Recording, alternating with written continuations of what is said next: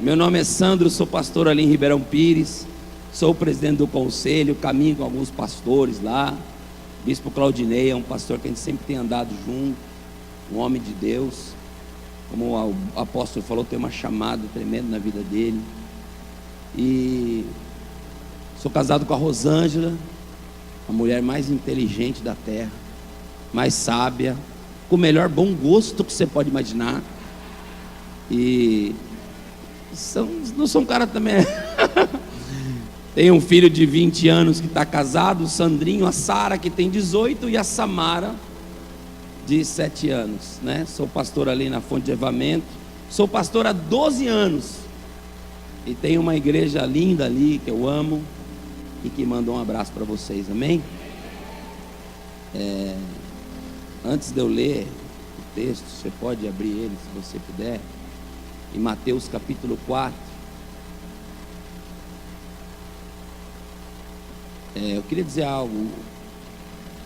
O tema que eu queria compartilhar hoje, eu estava lá aliás, que quarto tem apóstolo? Eu mandei uma chamada de WhatsApp vídeo para minha filhinha de 7 anos. Ela falou: papai, você está no hotel? Eu estou no quarto de hóspede com o apóstolo, me colocou. Que quarto? Quem já foi naquele quarto de hóspede? É para poucos, tá vendo? Gente, que lugar maravilhoso, que casa abençoada, apóstolo. A apóstola, meu Deus, como essa mulher nos honra naquela casa, cuida o tempo todo. Como é que é o nome do rapaz que fez churrasco? Cadê o Diego? Diego, você vai para o céu direto também, meu irmão. Rapaz, o cara hoje eu comi um dos melhores, se não foi o melhor churrasco da minha vida. Chama eu.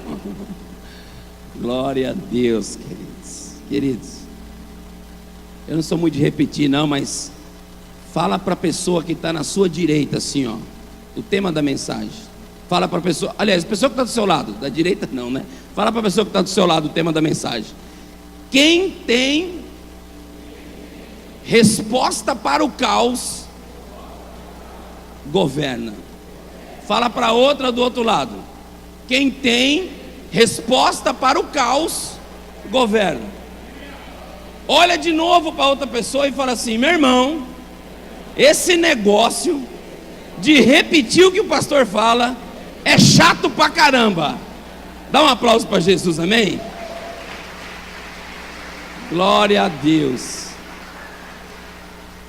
Amados, esse é um tema que o Senhor compartilhou comigo quando eu estava ali naquele quarto hoje à tarde. Quem tem resposta para o caos, governa. Quem tem uma resposta para o caos, lidera. Quem tem uma resposta por uma situação caótica, essa pessoa se torna líder sobre essa situação. Olha o nosso Brasil. O Bolsonaro foi eleito presidente diante de um caos estabelecido no Brasil, um caos social, financeiro, do ponto de vista religioso também, moral. Havia um caos, aliás ainda há um caos estabelecido no Brasil. Teve o Geraldo Alckmin, que é um governador lá de São Paulo, ex-governador, com muito dinheiro, com muitos partidos aliados, mas diante de tanto recurso que ele tinha, ele não tinha uma resposta para o caos. Tinha o Haddad, que também tinha uma estrutura, que também não tinha uma resposta para o caos. A Marina, que era a esperança de alguns evangélicos, também não tinha resposta para o caos. E outros também. Quem ganhou a eleição? Falávamos isso hoje ali. Quem tinha uma resposta para o caos brasileiro ganhou a eleição, que foi o Bolsonaro. Porque quem tem uma resposta para uma situação caótica, essa pessoa governa, essa pessoa lidera. E eu quero dizer para você nessa noite que se você tiver uma resposta diante de uma situação caótica, Deus vai te levantar como líder, como alguém que vai liderar nessa situação. Se a empresa que você trabalha se encontra, o seu setor, na empresa que você trabalha, está caótica o setor ali. Se você tiver uma resposta para mudar aquele setor, você vai governar sobre aquele setor. Se igrejinha, se a situação dos pastores aqui estão caótica, e se existe uma voz profética sobre essa cidade, então esse apóstolo governa sobre essa cidade. E se existe uma situação caótica sobre a minha vida, e você libera uma palavra sobre a minha vida, você governa sobre a minha vida. Porque quem tem uma resposta ao caos, governa. Quem tem uma resposta ao caos, lidera. O caos é a oportunidade para Deus usar você, para transformar o ambiente em que você se encontra. Seja qual for a situação, Deus te dará uma palavra para você liberar sobre essa situação caótica, para ela transformar. No princípio, criou Deus os céus e a terra, e a terra estava sem forma e vazia, e a palavra veio sobre aquela situação caótica, e tudo se estabeleceu. Assim Deus fará, querido, com você em nome de Jesus. Posso ouvir um glória a Deus?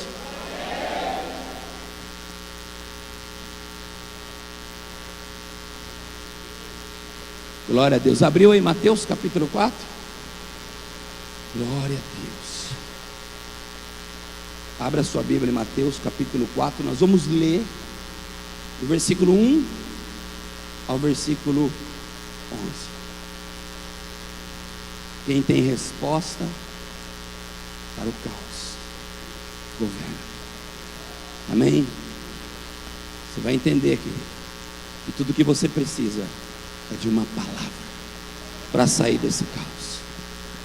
Você achou Mateus capítulo 4? Você pode se colocar em pé comigo? Vamos ler junto? Glória a Deus. Mateus capítulo 4, do versículo 1 ao 11, diz assim: a seguir, foi Jesus levado pelo Espírito ao deserto, a fim de ser tentado pelo diabo. Depois de 40 dias e 40 noites, teve fome.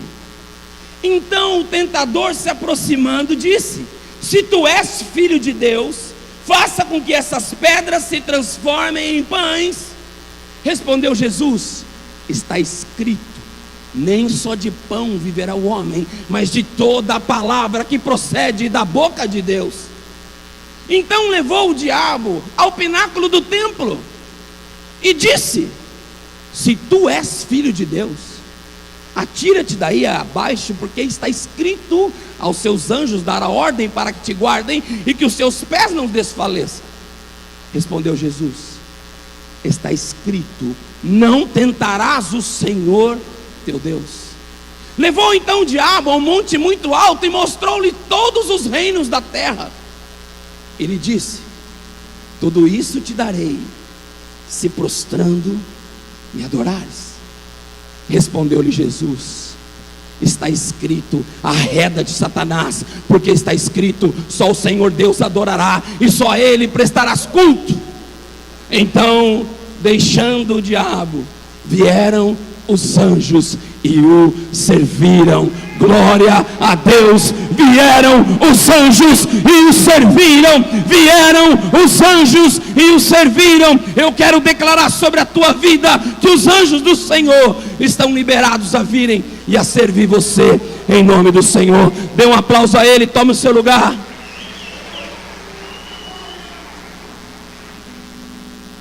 Aleluia, aleluia.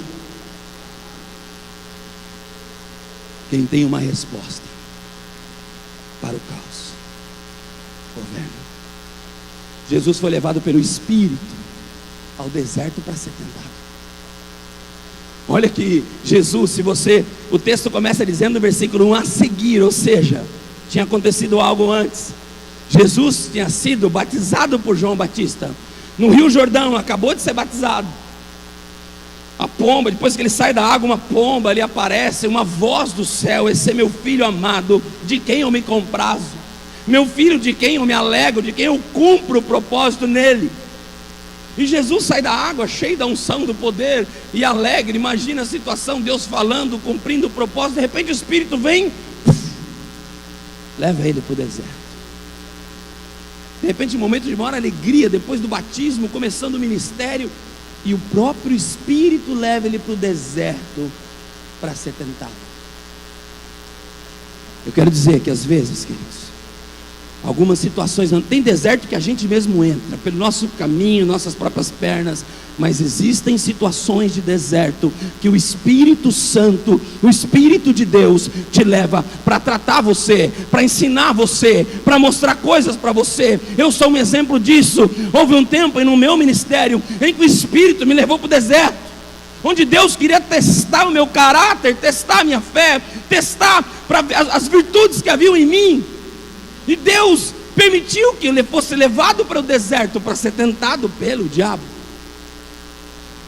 Eu quero dizer que de repente você pode estar passando por um deserto na tua vida, queridos, mas hoje nessa noite o Senhor te dará uma resposta para você vencer o caos e você governar diante do caos, em nome de Jesus.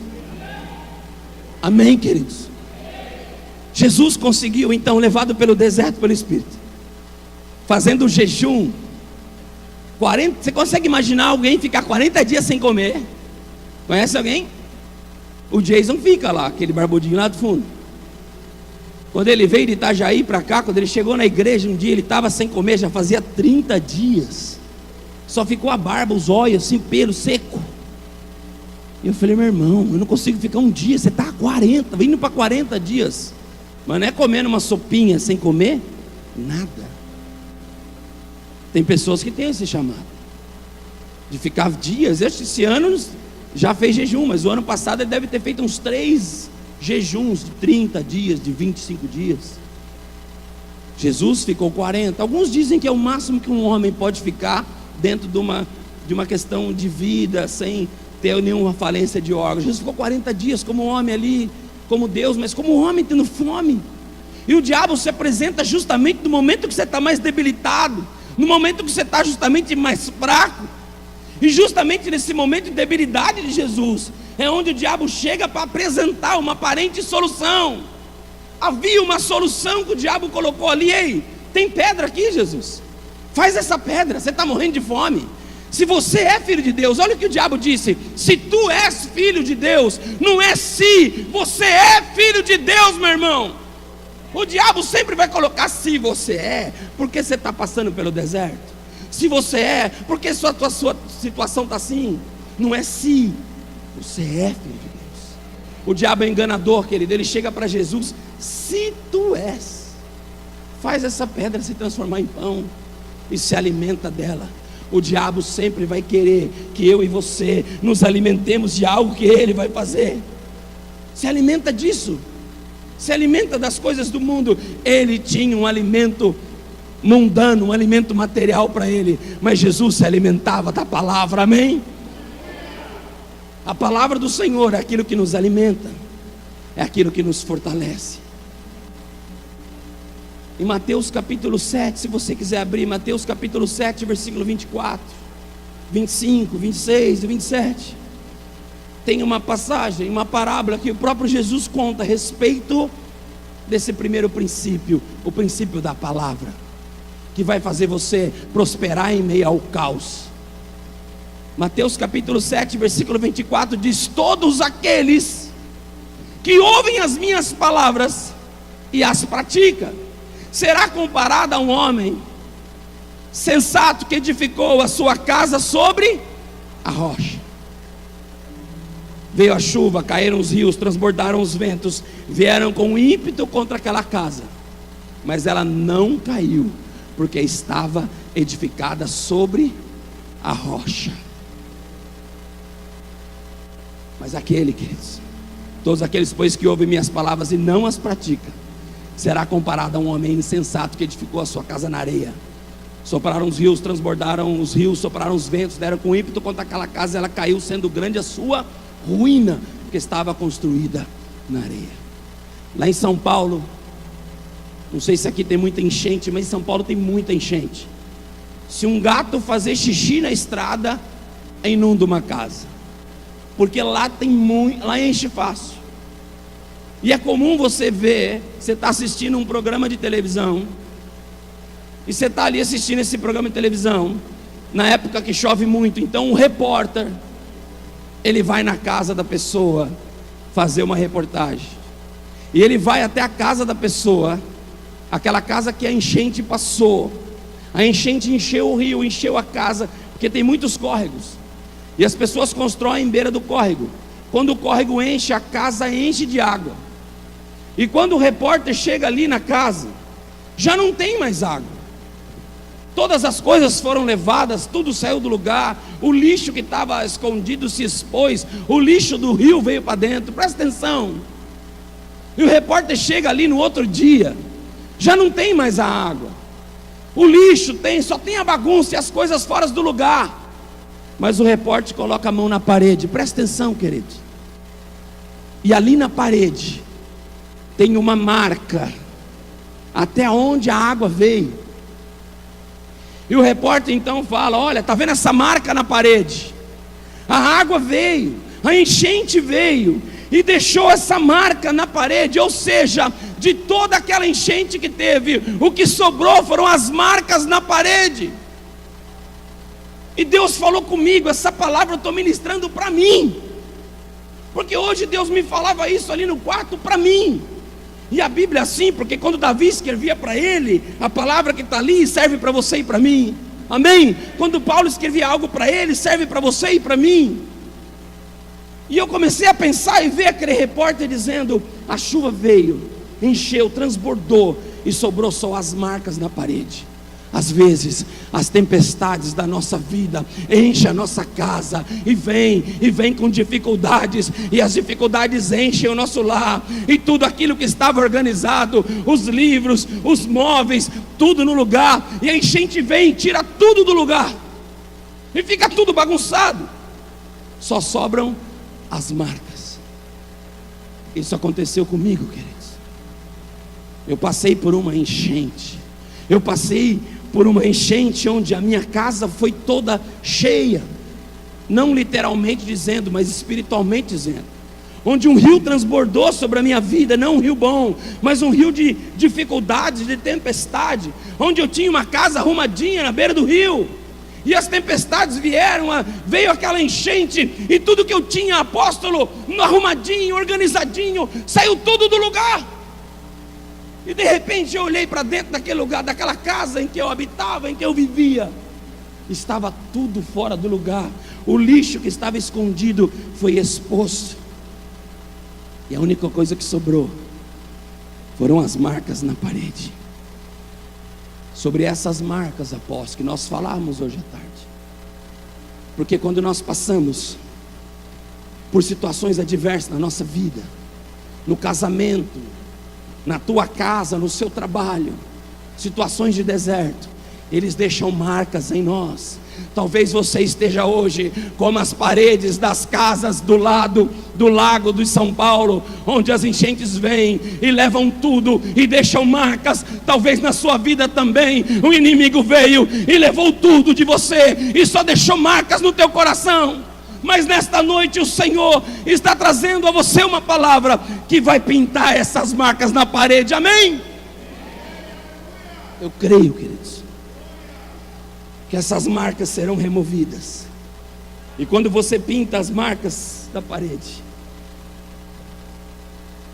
tem a lembrança, apóstolo, mas ninguém vê as marcas. Quando você é curado, meu irmão, é pintado. Você sabe que aconteceu algo.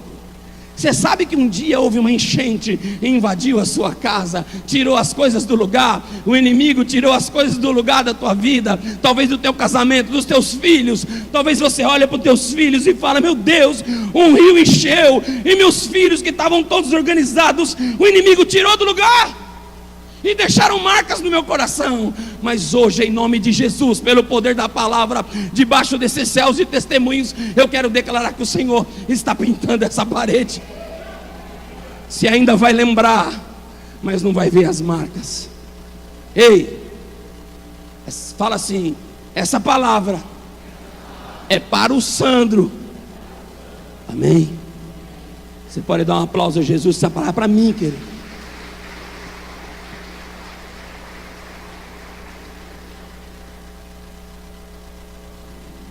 O Senhor me diz isso, querido, que eu tenho essas marcas, mas que hoje o Senhor está pintando as paredes da minha casa e dizendo: Sandro, você vai se lembrar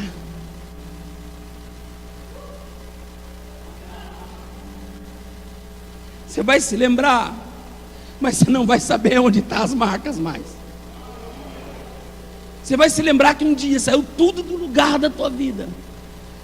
E olha para mim, você que já passou por isso, não é difícil? Quando as coisas saem do seu controle, sim ou não?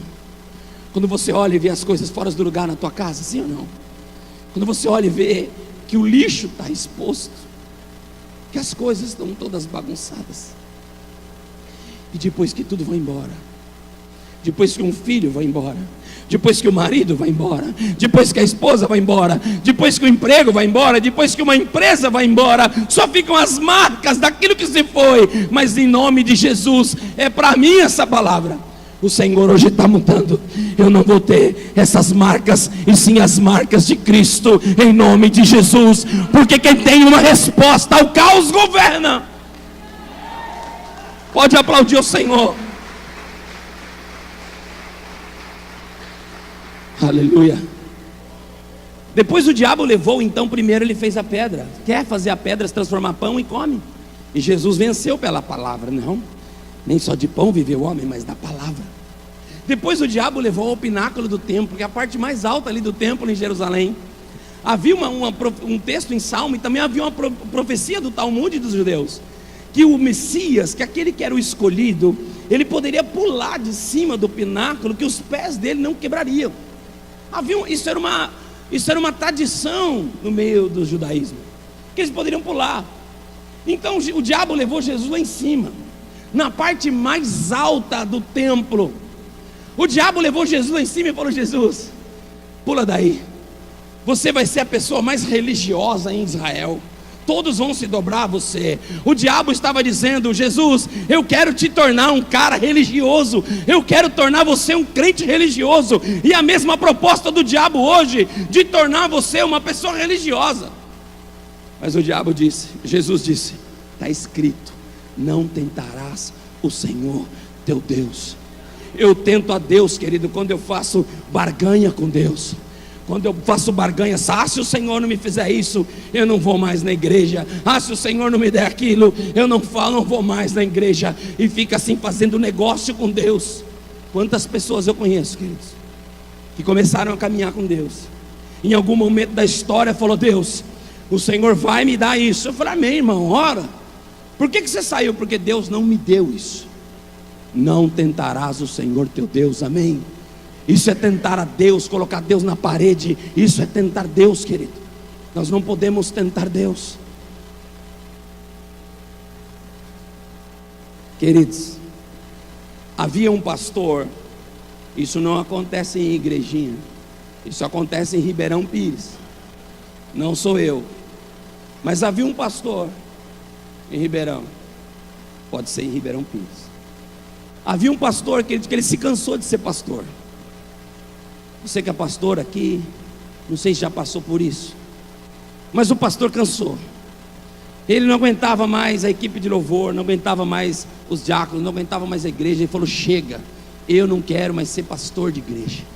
Estou cansado, esse povo é ingrato, eu não aguento mais. Eu prego e ninguém muda, esse povo é religioso, eu não aguento mais. Eu não aguento, eu vou sair, sabe o que eu vou fazer? Eu vou pecar. O pastor falou: hoje eu vou virar o olho. Falou: sabe uma coisa? Foi lá, catou uma grana e falou: eu vou, não sei como é que chama aqui, mas lá em São Paulo, boate, zona, que nome horrível, né, irmão? Não sei como é que chama aqui. De repente eu posso estar falando boate, é uma coisa mais... É um lugar de prostituição, uma casa de prostituição, estão me entendendo aí? O pastor falou, não sei se nem é o dinheiro da igreja, mas ele falou: vou catar esse dinheiro e vou para casa de prostituição, vou catar uma prostituta e vou beber e vou pecar. Ele pegou o carro dele, pegou um CD, colocou um CD do Wesley Safadão e foi cantando aquela música: vai, qual? Vai safadão, vai safadão, vocês sabem? Colocou aquele CD e foi lá: vai safadão, hoje eu vou pecar, não quero mais ser pastor, chega de ser pastor, essa igreja que não me reconhece. foi para casa de prostituição. Como chama aqui casa de prostituição? É casa de prostituição? Como? Maloca. Gente, maloca lá é totalmente diferente, cara. Meu Deus do céu. Maloca lá é marmita. É marmita. Eu vou comer uma maloca. Misericórdia, Senhor da glória. Tá vendo? Como tem que tomar cuidado? Lá é almoço. Vou comer uma maloca hoje. Onde você foi? Fui na maloca comer. Então, aqui nem pode falar, né? Pelo jeito. Então ele foi na maloca. Misericórdia. O pastor está indo, Wesley safadão, vai, safadão, cedezão, indo para maloca. Chegou lá, sentou na mesa. Antes de pedir eu vou tomar uísque, eu quero ficar bêbado. Antes de pedir qualquer coisa, ele falou: já vou chamar uma mulher já. Vou pegar uma prostituta aqui que eu já vou pecar. Aí viu uma lá no canto, lá no escurinho lá. Vem cá, eu sou safadão hoje, deixa. Vem cá. E a moça assim: eu? Você, vem, eu estou babando. E a moça: eu? É você, vem. E a moça vem então, cabeça baixa, chega na mesa. E a hora que a moça olha para aquele pastor, e a moça fala: pastor, o senhor teve coragem de deixar a igreja e vir aqui na zona me buscar. O Senhor deixou as ovelhas lá. Eu era crente da tua igreja há muito tempo, mas eu entrei para a prostituição. E o Senhor deixou lá. O Senhor teve coragem de se rebaixar tanto só para me buscar. Pastor, como o Senhor me ama, como o Senhor é um pastor, como Deus te usa. E naquela hora aquela mulher, pastor, ajoelhou no pé dele e falou: pastor, me perdoa, eu volto com o senhor para a igreja. E aquele pastor então enxugou as lágrimas e ele disse: o leão voltou, eu volto a ser pastor de novo, eu vou adorar a Deus de novo. Oh! E nunca mais deixou de ser pastor. Você tem uma resposta para o caos desse mundo, meu irmão. E se você tem essa resposta, você lidera. Se você tem essa resposta, você governa. A gente às vezes até quer deixar o chamado, né, pastor, de Fortaleza? Você não quer deixar, estou comentando. Às vezes nós queremos deixar o chamado. Eu quero falar com você, meu irmão, que é líder, que lidera sobre a vida de alguém, e talvez parou de liderar porque se tornou um caos a tua vida. A resposta está em você, querido. A resposta está em você. De liberar uma palavra sobre esse caos e dizer: chega, eu vou mudar essa história, porque o Senhor venceu, eu também vou vencer. O Senhor me deu palavra e eu vou vencer por essa palavra.